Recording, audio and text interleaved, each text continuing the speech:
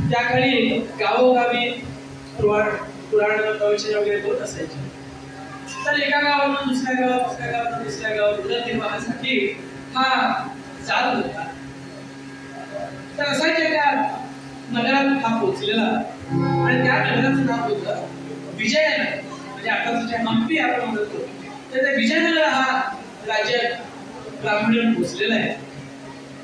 आणि तिथं पुराण प्रवचन हे खूप प्रसिद्ध झालं. लोक जगू लागले, लोक येऊ लागले.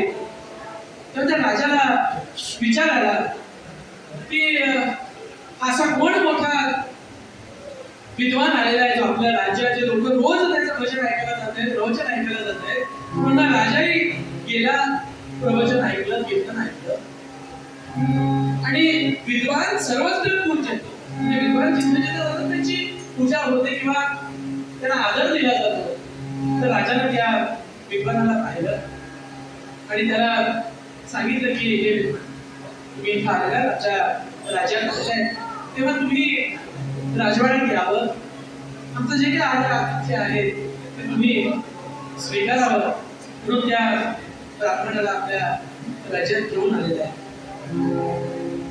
राजा घेऊन आला, त्याला आसनावर बसवलं, पाद्यपूजा वगैरे केली आणि विषय असा बोलता बोलता म्हणाला, चला संध्याकाळी प्रवचन आहे, सकाळी आता काय एकामच वेळ आहे, मला नगर दाखवतो.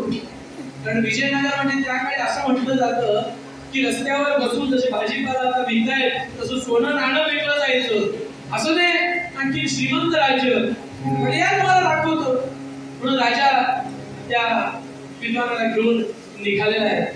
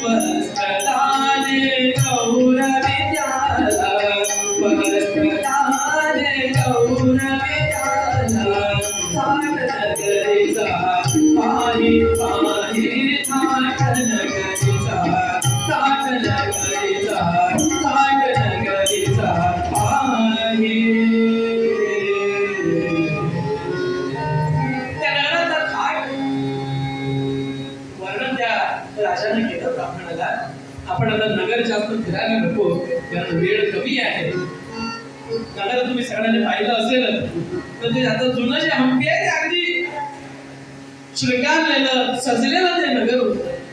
आणि नगर वगैरे पाहून राजा त्याला परत घरी घेऊन आला, परत राजवाड्यात घेऊन आला. राजा विचार करतोय की आता हा काहीतरी वर्णन करणार, कौतुक करणार. काही कौतुकच करेल. विचार कसं वाटलं. वैभवशाली आहे, वैभवशाली आहे राया, बहु अद्भुत हे तुझे नगर. पंढरीच्या तुलने, पंढरीच्या तुलने पासंगासी न पुरे तुझे नगर. म्हणजे भारी आहे, एकदम छान आहे. पण म्हटलं की का कोण आला तिथं, छान आहे मग परंतु का. पंढरीला जर आपण पंढरपुराची जर तुलना केली तर म्हणजे काही खास नाही आहे. एवढं भारी आहे तुमचं पंढरपूर.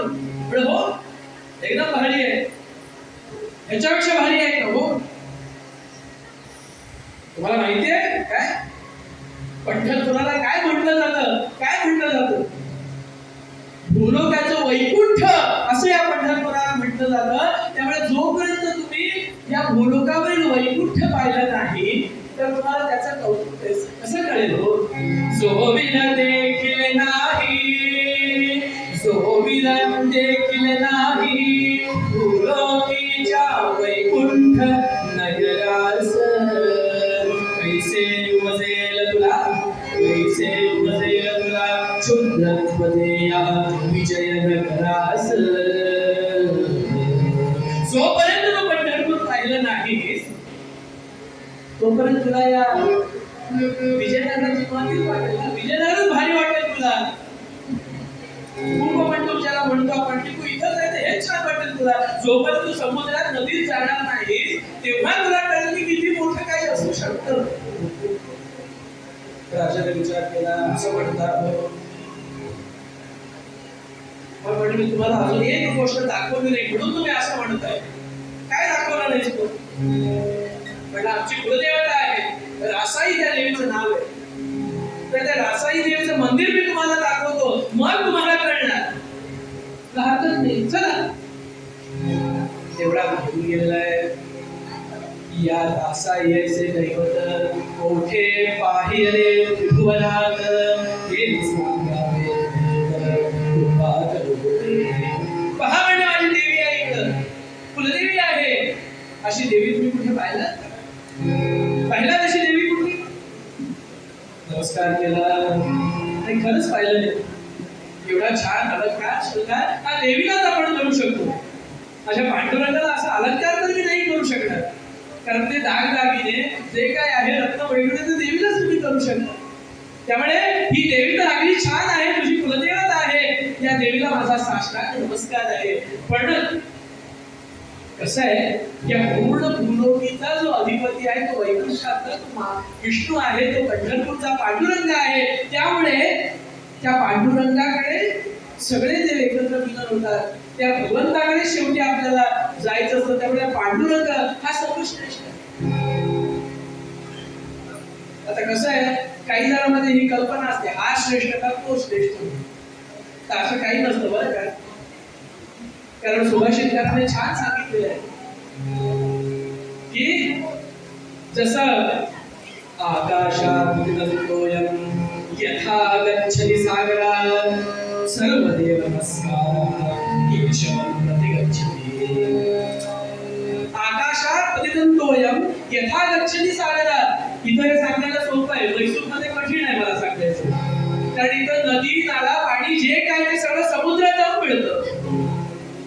त्याचप्रमाणे कुठल्याही देवाला जरी आपण नमस्कार केला तरी सुद्धा या अखिल वैकुंठाचा जो केशव आहे, अधिपती आहे, त्या भगवंताला जाऊन आपला नमस्कार पावतो किंवा आपली भक्ती जाऊन पावते. त्यामुळे तुझी देवी श्रेष्ठ आहेच, काही त्याच्यात वावगं नाही. परंतु तुझं नगर जे श्रेष्ठ आहे ते म्हणतो, त्या नगरात पेक्षा पंढरपूर आहे. पंढरपुराच्या पांडुरंगाला पहा.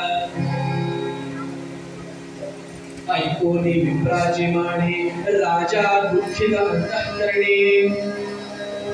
विप्राची वाणी ऐकल्यानंतर राजा जरा दुःखी झाला. काय म्हणजे मी एवढं मोठं शहर केलंय, परत पांडुरंग पांडुरंग पांडुरंग पंढरपूर म्हणजे काय त्या पंढरपुरात.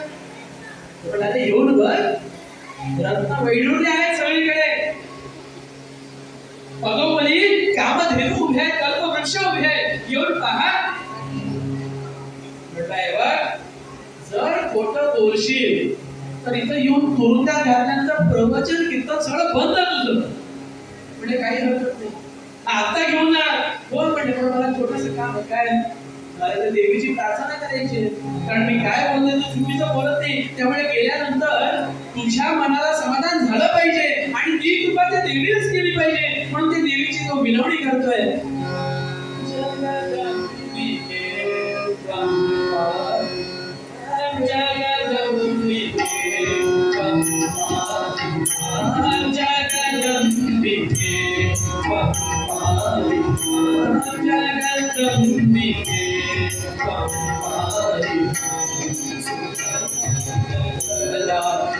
शांति